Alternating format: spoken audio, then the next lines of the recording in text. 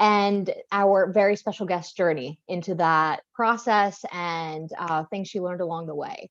And so, kicking us off here today, I just want to say, turn your cameras on and participate in today's conversation. We really love to make this about you. And so, writing in the chat, coming off of mute, this really is all about you. I'm just here to moderate the conversation and make sure all goes well. And, just as a point of privacy, I just want to let you know that if you do end up coming off of mute, you will show up in the live recording and also on the live stream on our platform.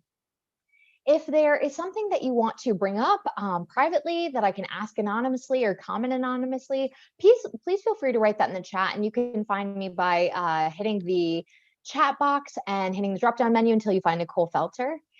This is being recorded, so we will send a link afterwards with this chat and any resources that Eden would love to provide. And so with that, we really want you to be here in the now. I know it's really easy to multitask this day and age, but we really just want you to be present and in this conversation. And then finally, follow us on social. You can find us at PowerToFly on all handles. And then you can also subscribe to our YouTube channel where we are live streaming all of these conversations. And, so with that, today we're going to talk about how I returned to work and relaunched my career with Eden Perry, who is the head of U.S. Public Finance for S&P Global Ratings. And so Eden Perry is the head of U.S. Public Finance at S&P Global Ratings. In this position, she is responsible for managing all of the U.S. PF sectors across the country. Her role includes ensuring analytical excellence across all sectors while executing operational efficiency. Eden is a board member of Northeast Women in Public Finance and a member of the National Federation of Municipal Analysts. She's on the board of directors for the NFMA's local affiliate, the Municipal and Analyst Group of New York. Ina received a bachelor's degree in French from Vassar College in Poughkeepsie, New York. In 2000, she received a Master of International Affairs from Columbia University's School of International and Public Affairs. Upon graduating, Eden was a volunteer in the United States Peace Corps in Morocco, specifically involved in maternal and child health care. And so I gave a lot of information there, Eden, but I really want to see if there's anything else you want to add here that's important. You have an incredible story and an incredible journey, and so I'm really excited to dive in today. No, I think that's a good background. So I joined S&P after graduate school in 2001, and I was there for about 9 years. And then I left to stay home with my children, and I was home for about 5 years. So I returned to S&P, and a few people asked about that journey and why I went back to S&P. And there's 3 things that I wanted to talk about today, and I wanted you to come away with from this talk. And this is what I was thinking about when you're on the journey of going back to work after taking time out is, first, when you're about to go back to work, is set aside some time and write down all of the strengths and situations where you performed at your best, and also where you could have done something better and how you learned from it. I spent a lot of time doing this before I went back to work, and I've done this for every time that I applied for a new position while I've been at S&P. So that's one. So set aside time to think about your strengths and also areas of opportunity. Next, seek out advice and help from other people. Don't do this job search alone. And I'm going to talk a lot about that later. And then keep trying. That's my third advice. Don't give up and don't listen to the noise. And I talked about that in the blurb before this talk. People are going to help you, but they're also going to tell you a lot of things that you don't need to hear right now. So try to parse through that noise, especially if you've been out of the workforce.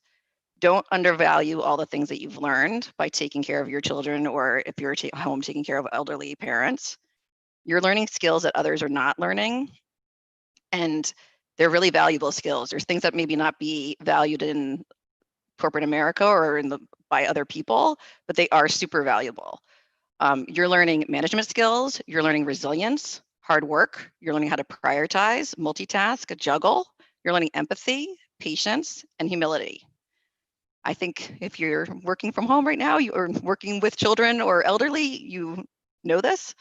And those are the type of people that I want on my team. Emotional intelligence is highly valued now, and it's needed in corporate America, and it's needed among our leaders.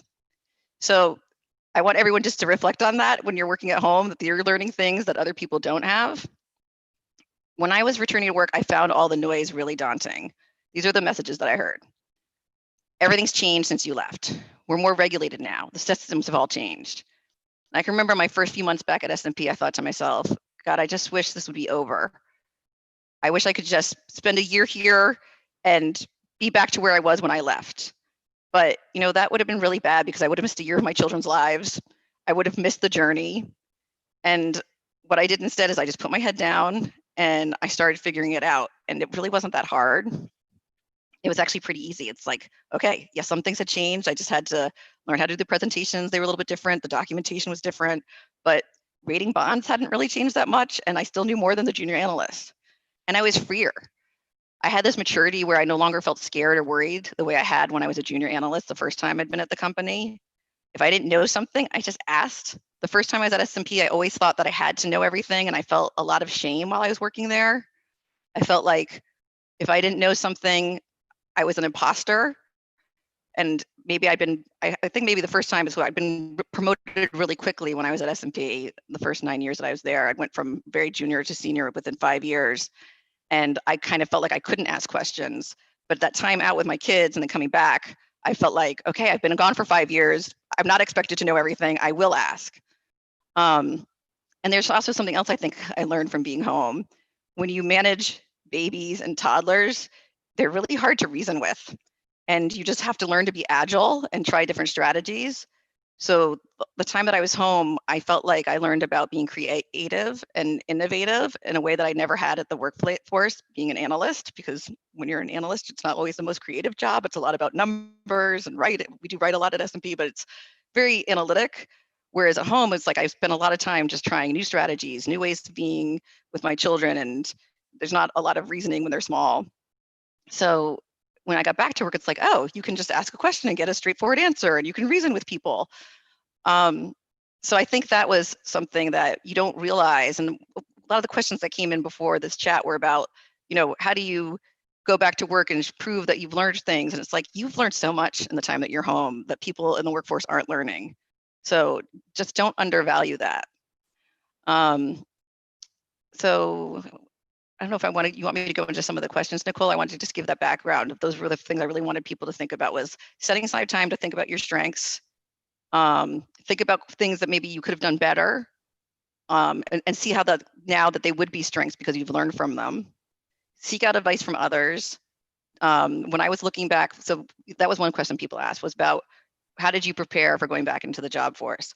So I had gone to Columbia and I'd gone to Vassar. Vassar didn't really have any job search or help when you go back to work, but Columbia did. So when I needed to go back to work, I called both schools, and Columbia actually offered 3 free counseling sessions and resume review.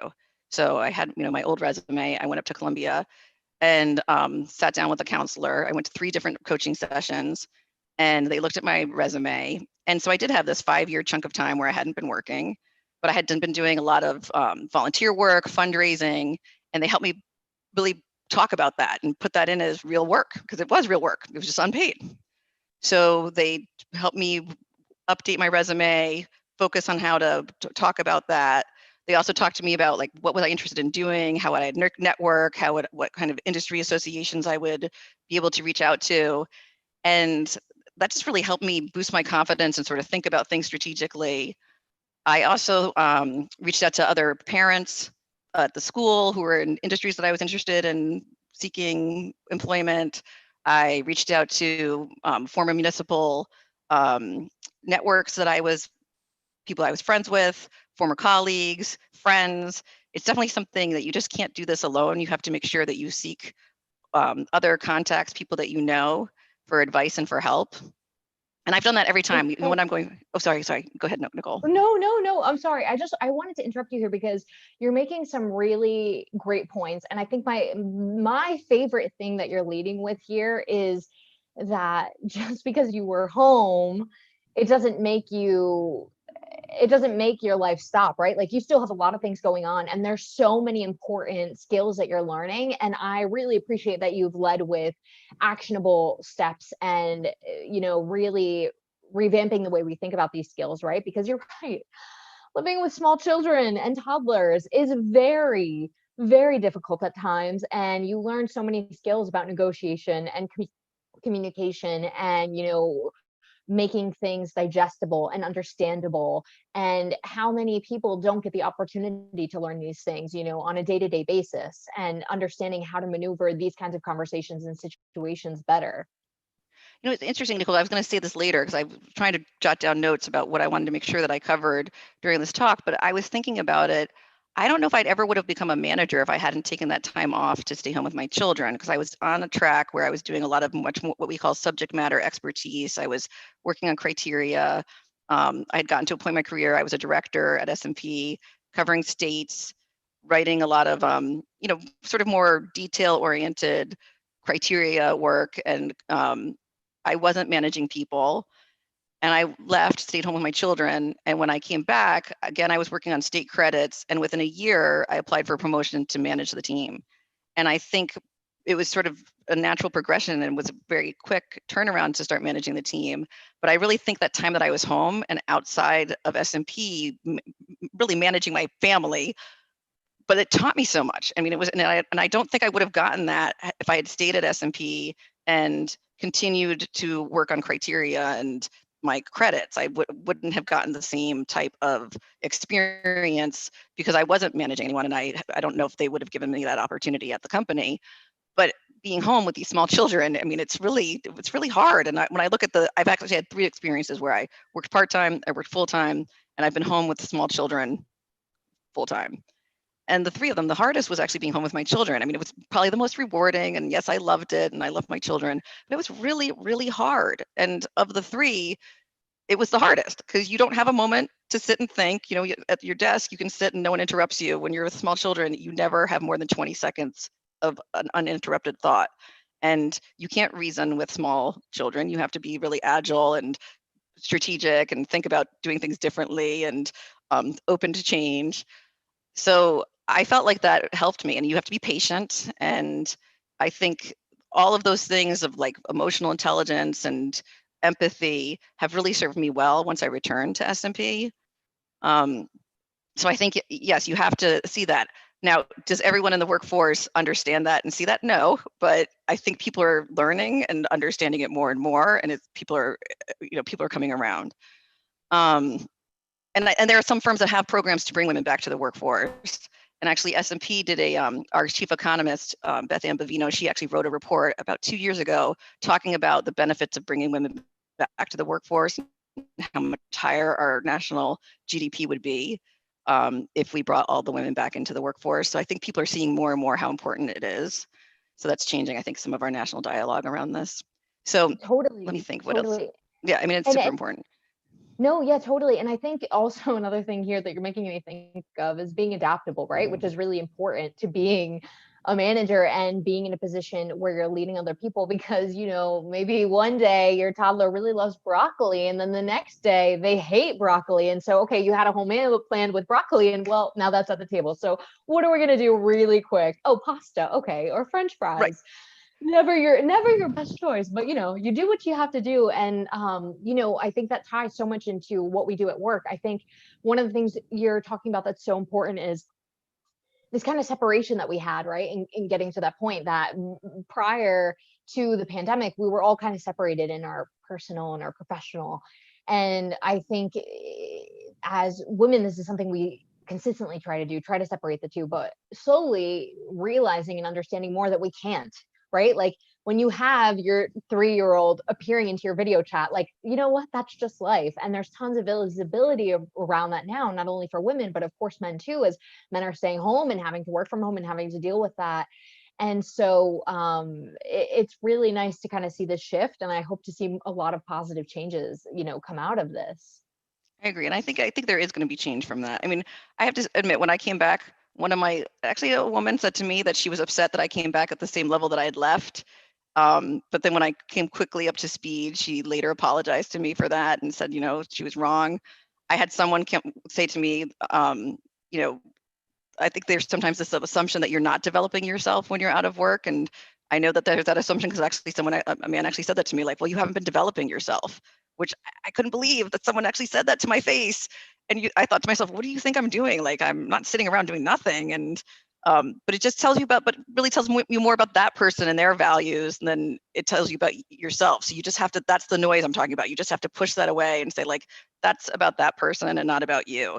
Although it's hurtful. I mean, I can't tell you that it didn't hurt me at the time. And I thought, oh my God. But you just, you know, you just have to put that in. I mean, that tells you a lot about that person's own EQ. Yes. Uh, Yes. And so, yeah. I But guess you know I what's wanted, funny is, like, 2 years ago, I applied for this promotion to be the head of the department. And I was actually, again, very worried about the gap, because someone said about, like, did you have to explain the gap? One of the questions that came in. And, you know, when I was applying for the job to go back to S&P, I did have it on my resume. But when I was applying for the promotion, I took all of the stuff that I'd done for the gap off the resume. So you can clearly see there's a gap in my resume from the first time I was at S&P and the second time. And I was kind of worried because I was applying for this promotion and it was kind of a big jump. And I was applying, and there was a lot of people who didn't have any gaps in their resume. And I was wondering, because when I was applying for this role, the people who were hiring were people who didn't know me as well as at the firm. And I was wondering, oh, is it going to come up? Are they going to ask me? And actually, in all of the interviews, it didn't come up once. They really focused on what I had done once I'd gotten back to work, what my plans were, what my strategic plan was for the department. And that made me feel really encouraged about how things had changed, and that they really just cared about what I'd done once I'd gotten back to the firm and what my plans were going forward. So, you know, but another question that came in was, why did I go back to S&P? Why didn't I look at something else? Did I think about going somewhere else? And the fact is, I did think about going other places. I wasn't sure I wanted to go back to S&P. I did really enjoy working there the first time, but when I was thinking about returning to work, I'd thought about going back to the UN. I'd had a consultancy there when I was in graduate school. I thought about going back into economic development, which is what I got my master's degree in. And I think it's hard to do a career pivot after you've been out of the workforce. And I'm not an expert on this, so I'm not a career coach, but I think it is hard to pivot when you've been out of the workforce. And my first suggestion would be to talk to people in that field. If you're going to do a pivot when you've been out of the workforce, reach out to people who are in the field that you want to go into. I would probably see if there's any networking events, networking opportunities, industry organizations that you can join. If there's any mentoring through those industry organizations, that you can find mentors in that field so that they could tell you sort of how it works. If there's certification you need to get, if there's a possibility to get some kind of education or advanced certification that would help you, because I think those are also a way to do the networking. I've always thought with career pivots, it's good sort of if you can get some kind of education aligned with that. I found that hard. So I was thinking about pivoting. And one of the things I was thinking of going back to the UN. So I got a lot of informational interviews and networking, and I got sort of a block. I got some subtle hints that they would consider me once I went back to work, but not as a first step. Because I didn't have that experience, they wanted me to first get a job and then they would consider me. So I found that hard. It didn't seem like an easy door. And financially, I really needed to go back to work sooner than later. Someone asked how long it took me. It took me 6 months to get back into the workforce. I wasn't really willing to wait longer. So I think sometimes when you're looking at that, you got to think about your time constraints, financial constraints. Perhaps, you could do more of a career pivot depending on how much time you have. Nicole, and I think it's always such a double-ended sword, right? Like with this whole, you don't have enough experience or you need more experience, and yet are you willing to give me the opportunity to get that experience? Because then we're coming to a gridlock here, because there's no really way to advance. And yes. Getting into some of these questions, because we had so many that were submitted that were fantastic. And I just want to shout out here again, like, this conversation is about everyone on the line. So please, at any time, feel free to come off of mute, feel free to write in the chat, and I'm so happy to answer or direct the questions to Eden and have her answer these and chime in. And so you can see here, we have some of the pre-submitted questions and we have the other set of them. And so diving into this, I know that you gave us so much insight already, but I want to dive into, some of these more specific questions. And so getting into the first one, I have 15 years of success selling technology before I took a career break to care for family. After earning my MBA from MIT in 2016, I ran into ageism trying to find a role after graduation. In 2017, I did a 6-month role in wealth management, and it was not a good fit. It was the first time I did not succeed at a job, yet many of my classmates changed jobs after less than a year. All of my other roles were at least 3 years long. But should I include the 6-month role on my resume?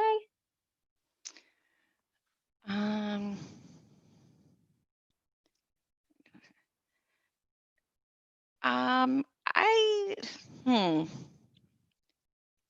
I don't know. Nicole, what do you think about including a 6-month? I, Uh, I it's always a really tricky thing to realize what you should include and what you shouldn't include because Eden, I think we can reword this question a little bit. What kind of experiences should you include when you're trying to return to work? In this instant, it was a 6-month experience. It didn't really work out, but let's say this was a I think volunteering maybe experience. I think I would include it because I think it's recent enough and it was something that you did. I think you could, if it's related to what you want to do, if it's related to what you're going to apply to, I think I would include it. And it could be a good story about why it didn't work out, that you tried something new, you realized it wasn't for you, or I don't see why you couldn't include it. And it was something recent. Um, yeah, I'm not sure, and it's wealth management. I think I would probably include it.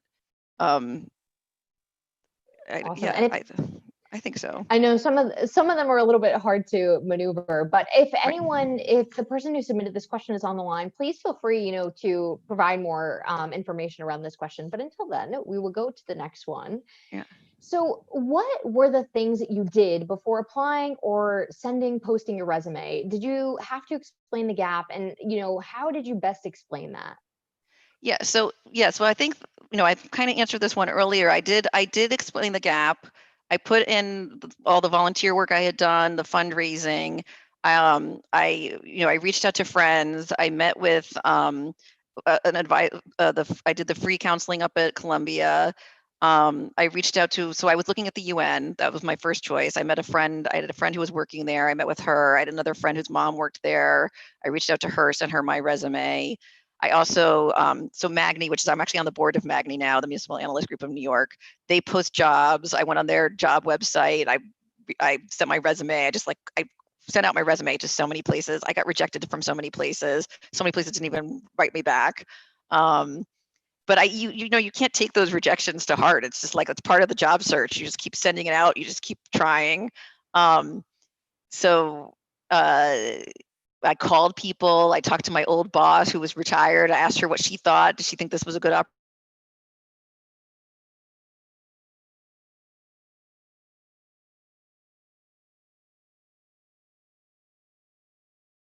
Or if you're doing a career, you might have to take, a job title that's lower than when you left.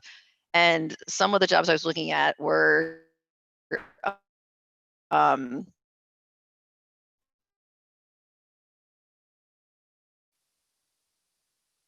were job titles that were lower than when I had left the workforce. And me and know my work, the title was the same as when I had left. And that was kind of important to me. So that was definitely one of the reasons I went back. I wanted to have that same level because I felt the same person. I still knew the same subject matter expertise, whether I had been working or not. Whereas I know if I'd gone to a competitor, I probably would have had to go back as an associate director. Or if I'd gone into a new field, I probably would have to start at more junior level. So I think sometimes those are like the compromises that you have to make. You have to be willing to make. If I And answered that question. yeah, I think you did. And if somebody's on the line who asked this question or has a similar question, please feel free to follow up. But you know, it's really disheartening, right? Because you have to face this kind of scrutiny for staying home when it doesn't take away any of the knowledge that you have, especially being an expert in your field and everything that you've studied and everything that you've done up until that point. Like your life, as I said before, doesn't just stop just because you Right. stayed home. And I think it has to do with confidence. I mean, maybe I'm totally wrong. I think some people, are able to parlay it into even, to move up faster. And part of it is like, financially, I really needed to go back to work. So I might have been in a position where I really felt that pressure. And, you know, maybe some people are more confident and can, don't feel that way. But I was looking at really anything because I really wanted to, I did feel like a time constraint and I needed to get back into the workforce. But and I hope it changes. I mean, I think things are changing where you can. I mean, so I don't know, but there was a later question. I don't know, Nicole, if you're going to get to this one about mentors and if they're important. I don't know if that's later on, but We can talk about mentors now in your process in yeah. this, because I know there's so many topics here. So please feel free to dive So in I there. thought mentors is definitely important. I think one time I heard someone say, if you should never ask someone if they could mentor you or if they are mentoring. Like, you'll know when you have someone who's a mentor. And I do think, I mean, I have asked people before who've said to me, will you be my mentor? And of course, I usually always say yes, but it is sort of a funny question to ask someone. Like, when someone's mentoring you, like, you have that trust and that they're looking out for you or they're advocating for you. But I definitely think it's super important. You should seek them out. I don't think you can really force anyone to be your mentor, but you'll know when someone is advocating for you. I don't think it has to be someone senior. You can have a peer mentor you. You can have a friend be a mentor. There's tons of industry organizations that do mentoring. I'm on the board of Northeast Women in Public Finance. We have a formal mentoring program. My company has a mentoring program. I do both. I do the internal one for my company. I do the one for the Northeast Women in Public Finance. If you have, I think that either whether you do it formally and you join a mentoring program, either to be a mentor or to be the mentee, or if you can do it informally, I think this is so important for both people. What I've always liked, and I think what works the best, is when it's mentee driven, where the mentee sets up the meetings, has an agenda. I think what's always worked best for me is like monthly, you have a set time, a set date, and you have an agenda, and you just say, like, these are the things. One time I had an executive coach say, like, if the mentor is doing all the work, you're not doing it right. Really, the mentee should be driving the conversation and coming with, like, this is what I want to accomplish. This is what I want to get done. I'm mentoring someone right now. We so great. We meet every month and we're just having a great mentoring, I think. I hope she does too, mentoring mentee relationship right now. Because I feel like I'm learning so much too, and it's all about public finance, but we're having this great dialogue going on.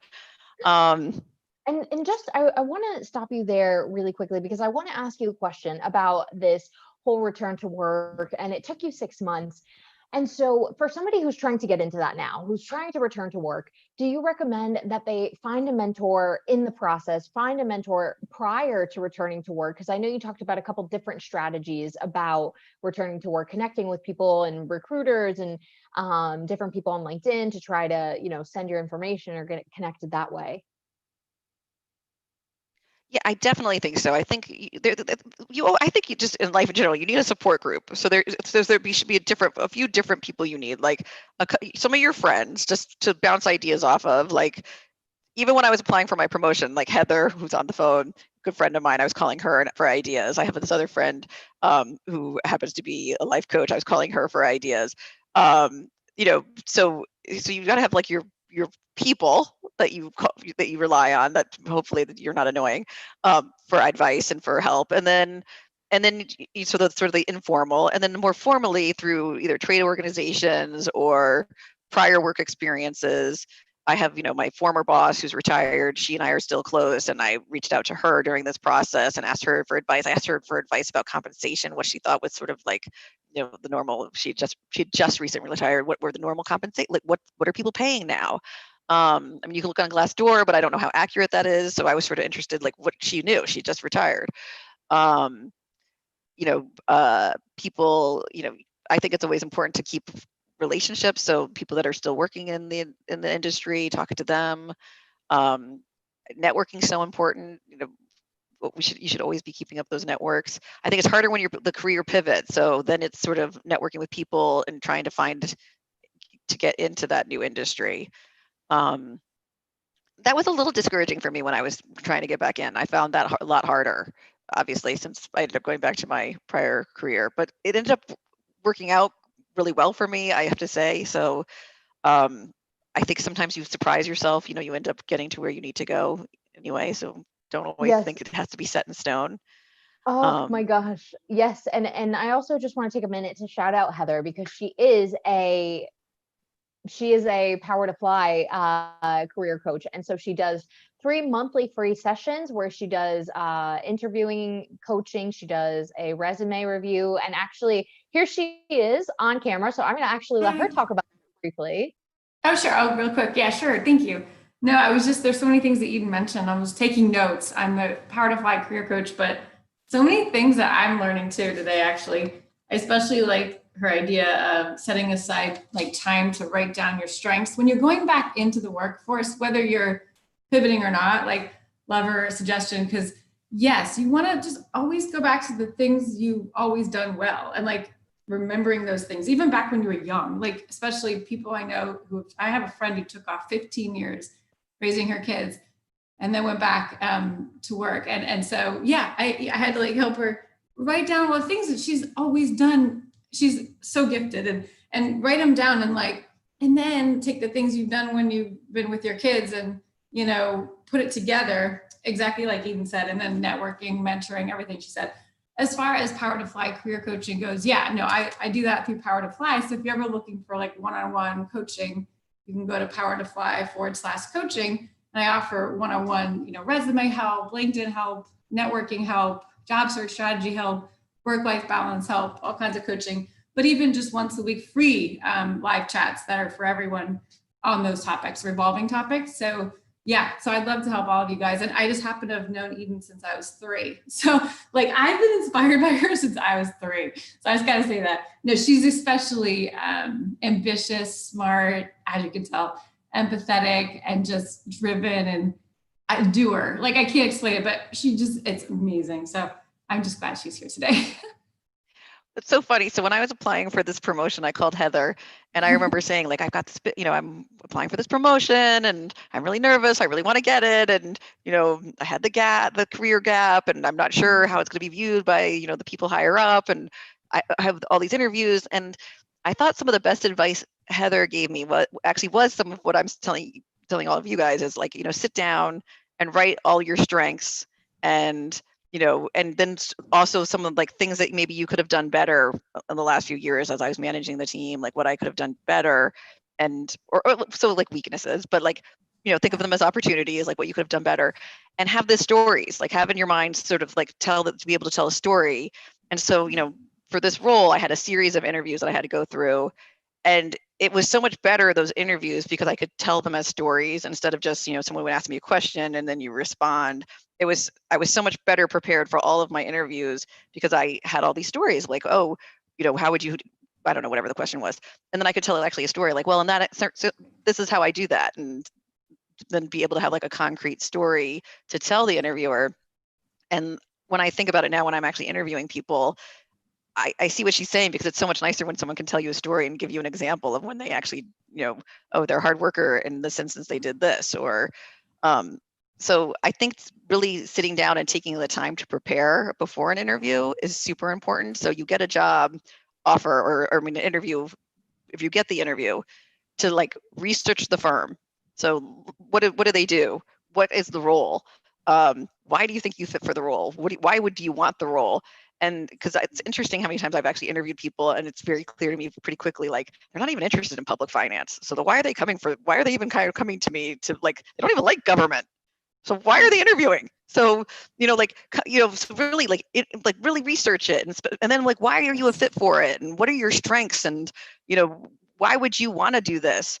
So that preparation ahead of time, I think, is so important. And then talking to other people, like, what is S&P and like, what do they do? And what is rating a bond? And like all of that prep work you do ahead of time. And then to be able to tell your story and how you fit in and how you would fit in with the organization, all of that preparation beforehand is so important.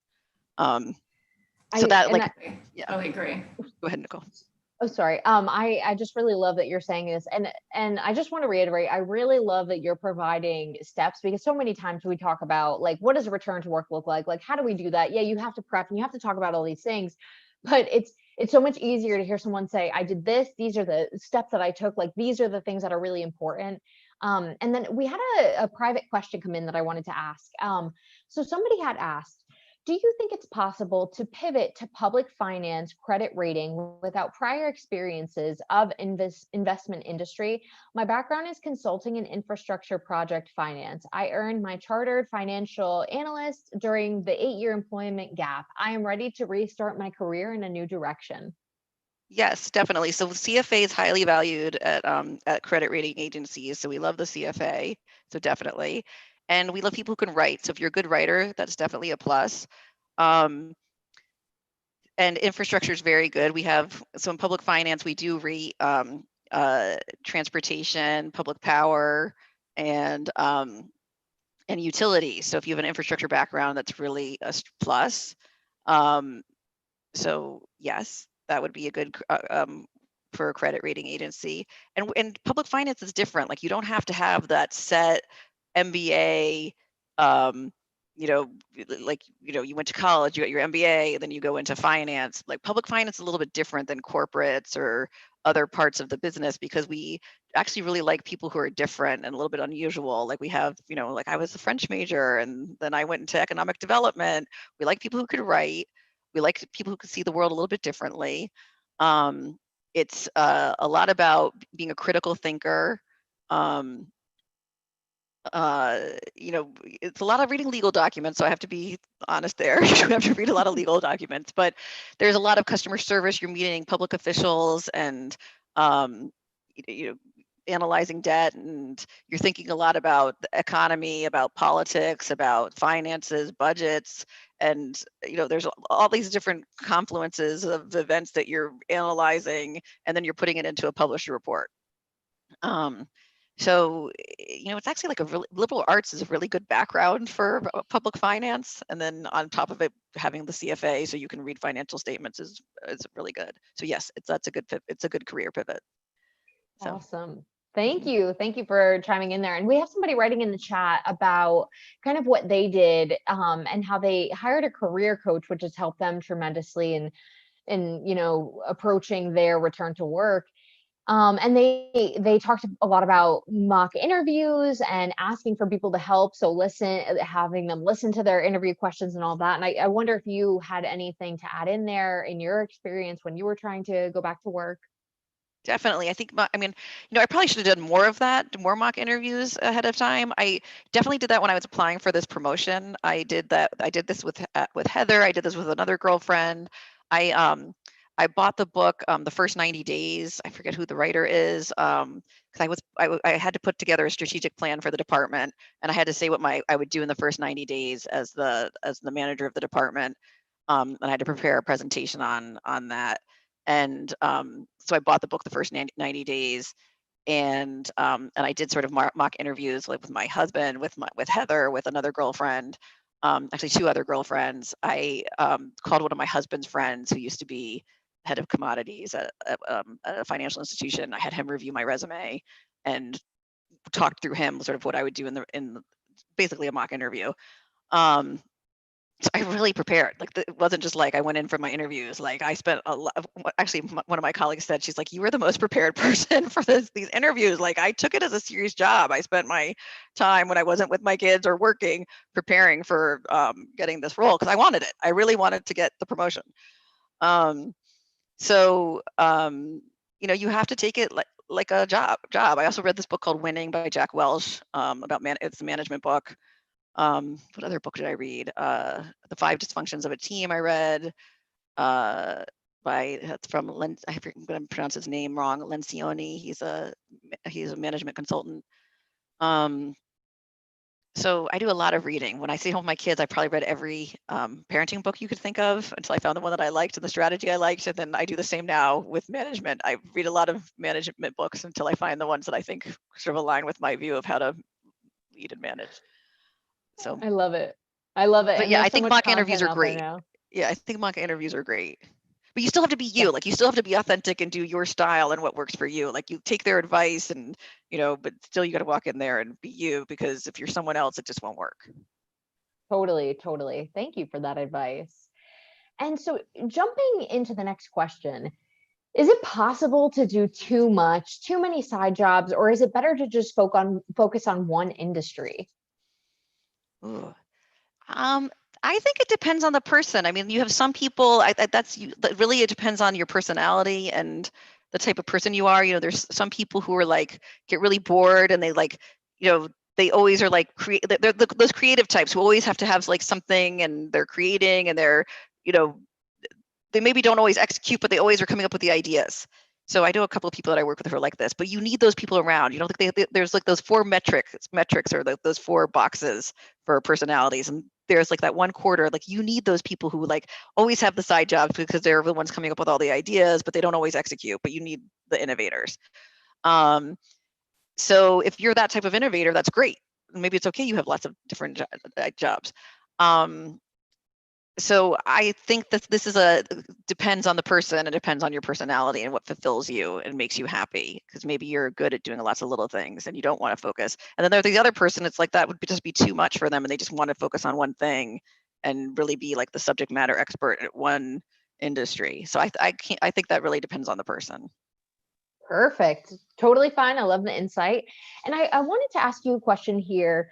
So you spent time at home with your children, and then you took the 6 months that it took to get really back into work. And so when you went back to work, how was that transition? You know, was it one difficult, transitioning back into the corporate world? And then beyond that, how did you adjust with your time schedule, right? Because I'm sure you were previously used to a different schedule, and then now you had to kind of adjust everything and your family life around that. Yeah, it was really hard. I'm not going to lie. It was really hard. I put on a lot of weight. And I tend to do that with every new role. So every time I've gotten a promotion, I've put on about 20 pounds and then I slowly take it off. So when I went back to work, I put on 20 to 30 pounds. And then I took it off. And then when I got my first promotion, I put on 20 pounds and then I took it off. I got this promotion, I put on 20 pounds. I haven't quite taken it off. So I definitely am one of those people who I emotionally eat when I'm stressed out. I don't find enough time to self-care. I tell everyone else to do it, but I don't do it. I saw there was a work-life balance question. I kind of hate that question because it's like a misconception, I think, and it sort of stresses me out. And I feel like it puts a lot of pressure on women, and we put a lot of pressure on ourselves to be perfect. And last fall, I asked my boss if I could go to Yale, had this women's leadership program, and I asked them if I could go, and I got the company to pay for it, and I went for a week. And it was like so freeing because after a week there, it was like I kind of allowed myself to be like, oh, I'm good enough. You know, like I've got this new role and I'm going to try not to cry. Got this new role, and the whole entire time I felt like I wasn't really good enough, and I wasn't really, maybe I really shouldn't have gotten the promotion, and I wasn't really doing the best job I could do, and I didn't really deserve it. And after that week there, it was like, oh no, maybe I am good enough. Maybe I actually did deserve this promotion. And I think that's just maybe like a lot of women are this way. It's really hard to feel like you're good enough. So I really struggle with work-life balance. And I think about it a lot. Like, I don't know if it's something that's, I don't know if you can find balance day to day. I think about it a lot. It's like a continuum, and it's something that maybe it's like this longer term horizon. I don't know if I'm making sense, but I don't think of balance as every day. I'm not balanced every day. I have days that are completely unbalanced where I eat terribly, I don't exercise, I work too many hours, and then I sit on the couch with my kids and we watch TV, and I just tell myself, well, that's good enough for today. And I just forgive myself. And then I have other days where like I do find time to garden, and I cook, and I go for a walk, and I play a game with my kids, and I finish work at a reasonable hours. So like what I tell myself is like, hey, like I'm shooting for the long term. And that's going to be good enough for me. So anyway, I don't know. My husband says that, I work at a rating agency, and like the highest rating you can get is a AAA. So my husband's like, you're not type A, you're like type AAA. So I don't know. I don't know if I'm the best person to ask that, but it was really hard going back to work in the beginning. I think I set really high standards for myself. And if I didn't feel like I was reaching them, I cried a lot the first couple months, but then all of a sudden it was like I got there and I started doing it, and then I felt really good about myself. But I don't know. You just gotta tell yourself it's good enough. It doesn't have to be perfect. Oh, I don't know, Heather, I saw you came off mute. Am I so hard on myself? No, I don't love know. that. No. I came off mute because I so agree, like with something she's just said, which is I look at to like work-life balance is more of a continuum. If you're able, as long as we're able to stay healthy, I know health has to be there, but if you can stay healthy over, long term over the course of your adult life, that's where I look at work-life balance. Like I always say, if you stay healthy, you can do it all, but you can't do it all at once. Like, I don't believe you can do it all at once. And so I help people like look at the stage they're at, what makes sense for that stage, doing the best they can. And with all the factors, other people, a network, support system to make it all happen. But then it's just a stage. Like then you have another stage, and like you have to look at it stage by stage. And I think that's over the long run, we might have work-life balance, but I don't think it happens like she said. I think it's on a continuum, like over a lifespan. And it's a struggle every day. I think we're all trying to figure out how do we stay healthy and self-care while doing a million other things that are so important and great and wonderful. I think it takes a support network and other people to do that. And she spoke to a lot. I just think if we always say like it has to be in the moment, we just put so much pressure on ourselves to live up to this, and it's just too hard. And I agree. I just don't think it's fair to ourselves or to our families or to each other to sort of be like, oh yes, I have it all and it's so perfect. And it's like, no, it's really hard, and I'm trying to figure it out, and every day it's kind of a struggle, and I'm just doing the best I can. I totally agree. And I want to do something quickly, because I know we have people on the line. So if you feel like you found balance, how about you drop a 1 in the chat, right? Because and if you haven't found balance, please drop a 2, because I just, want to try something here. I can tell you, I am a 2 hands down. And, we had somebody talking in the chat earlier about perfection and, how that's kind of debilitating.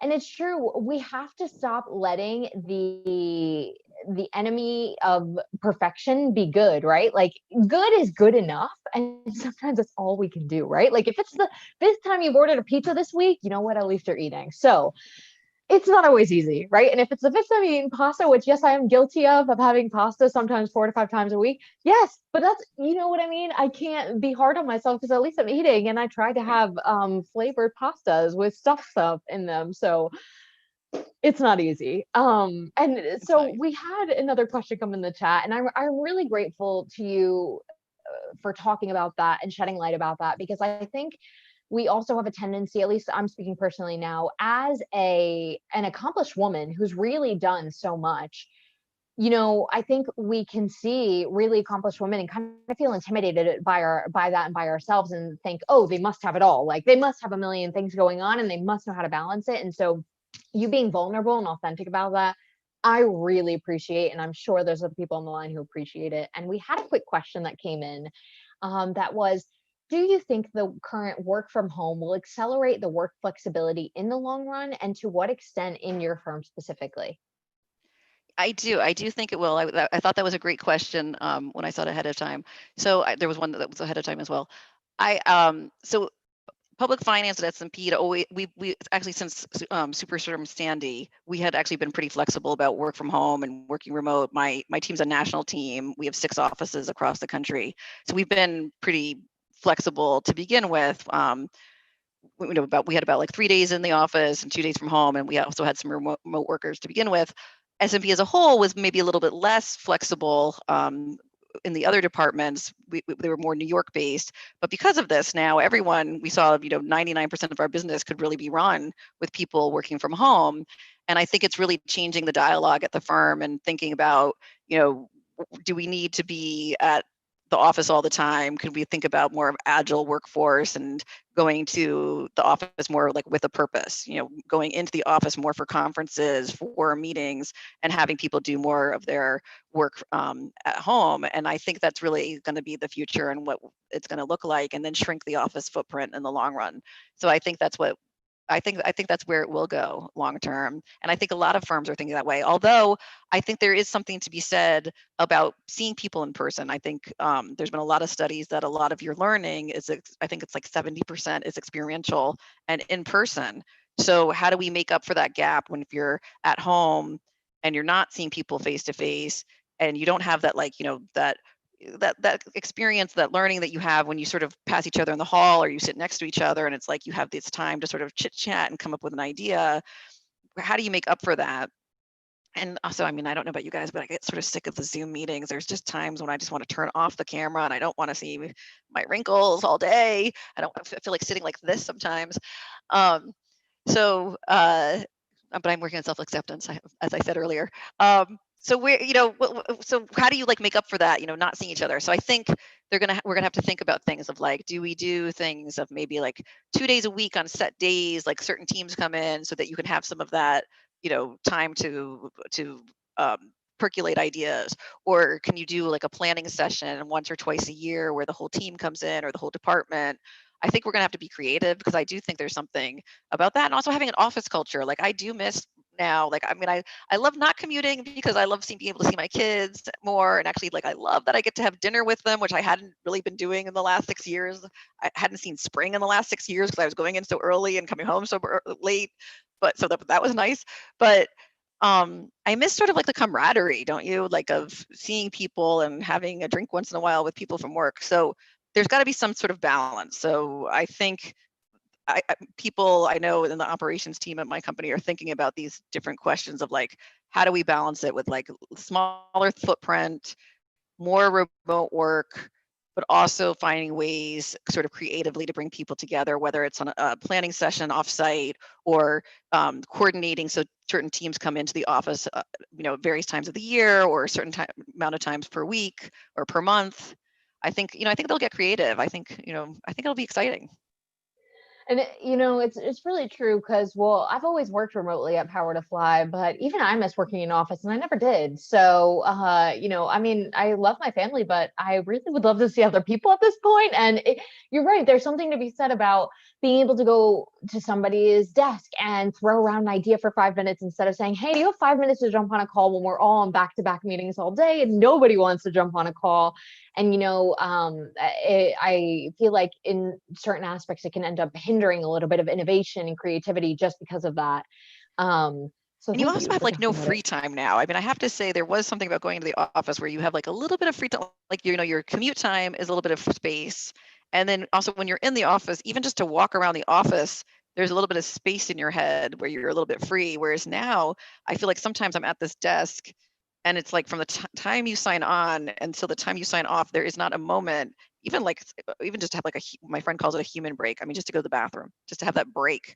So what I've tried to start doing is like with some of my team, I'll say like, why don't we take this next conference call, like it's just the two of us, and go for a walk. Like I actually won't be, I won't get distracted with someone emailing me or someone Skyping me, and we're having a one-on-one, like our biweekly catch up or coaching session. Like let's both go for a walk because we won't get distracted, but just get out of, whatever my office or your home office, because it's very like sort of constant, and you don't have any of that space that you had when you were in your office where you could like walk down the hall to go to the bathroom, or I don't know. So I think we just Yes. have to start think about things. Oh, yes. And you're definitely not the first person to mention that. So I love that idea. And then we had a couple more questions come in the chat. So a friend of mine mentioned during a conversation about applying for jobs, she said that men will apply for a job that they felt they meet 50% of the qualifications, while women feel like they have to meet 100% of the qualifications. How do you feel about this? I totally agree. I think that's so accurate. I have a very close friend of mine just got promoted at the firm, and she and I was helping her prep, and I told her to get the book, The 90 Days, and she and I were going through her prep work, and I spent about 30 minutes, 45 minutes on the phone with her, like telling her how to prep and how I prepped for my promotion.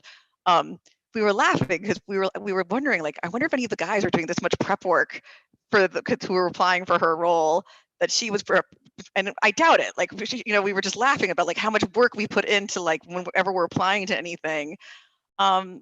And I don't, but there's so few of us in the room, right? There's so few of us at these different levels that, you know, we had Robin DiAngelo. I don't know if you guys read White Fragility. If you haven't, you should read it. It's just an amazing book.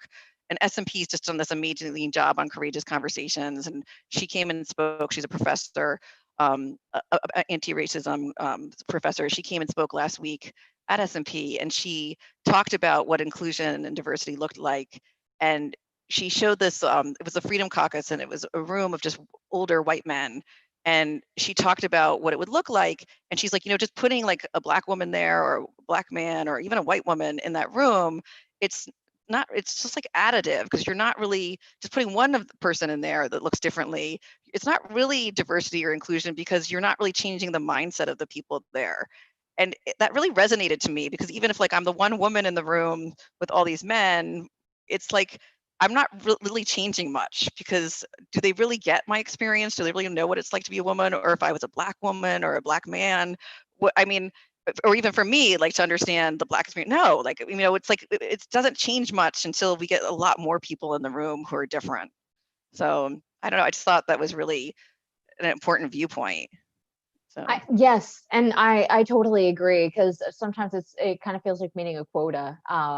Honestly, sometimes when you talk about diversity initiatives and what that means, especially because there's also a lot of diversity that isn't seen, right? Whether that's via disability or whether that's neurodiversity, there's so many other things that go into diversity beyond gender and beyond ethnicity and race and ethnicity. I mean, those are obviously starting points, of course. well, I love when I saw Ruth Bader Ginsburg's quote, when someone's asked her like, how many, when will be the right number of women on the Supreme Court? And she said, well, when there's 9.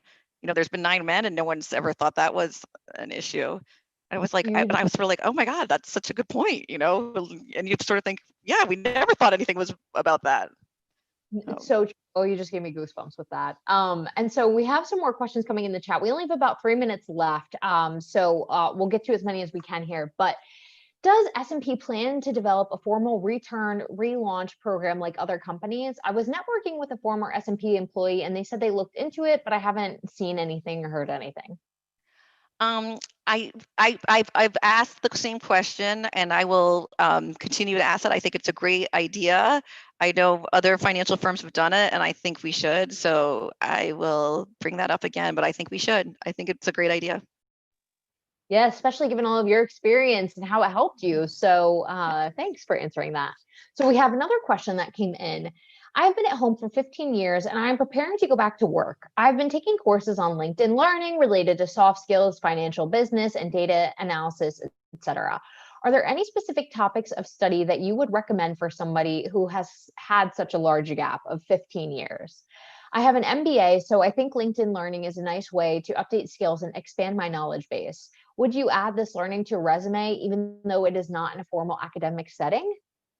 I think so. I think, why not? I think, yeah, you're definitely working on yourself. I would add it in. And I don't think you need to, you sound super qualified to me. I don't know what else you would need to do. I think, just focus on where you want to go, what you're interested in doing would be my suggestion. One thing that I've learned more as I've gotten back into the workforce is strategy. And one thing that we don't focus on for women is strategy. And the only reason I think about this is because you said soft skills, and I worked a lot on soft skills too. And a lot of women get mentored a lot in soft skills, and we don't get mentored in strategy. And I spent a lot of time in the last 2 years focusing on strategy and operations and reading about strategy. And men do tend to get mentored in strategy. So if you are interested in that, that's what I would focus on. I love it. Thank you for that piece of advice. And so we're coming to an end here today. And so I really wanted to ask you, do you have any last final thoughts you would love to send us out with today? Yeah, so I did think one of the thing I wanted to end with was just one question I saw was anything that I wish I had known before I went back to work. And I sort of touched on this earlier, but I just wish I had known that I was good enough before I went back to work, that I'd be fine and that I'd come back to speed quickly. And just as I said earlier, not to listen to any of that noise and take a deep breath. I wish I'd been more confident to realize that I had learned what I'd learned at home was valuable. That I wish I'd realized that I'd worked full time, I'd done part time, and then I'd stayed home with the kids. And that the hardest of all of those was when the time that I was with the kids, and that I'd learned so much, and that was valuable. So just be good to yourself, and know that it's good enough, know that you are good enough, and just be patient. and hold out for what's the best position for you, and don't settle. I love it. I love it. And I just want to add one thing here. I've been finding myself stuck in a lot of negative talk.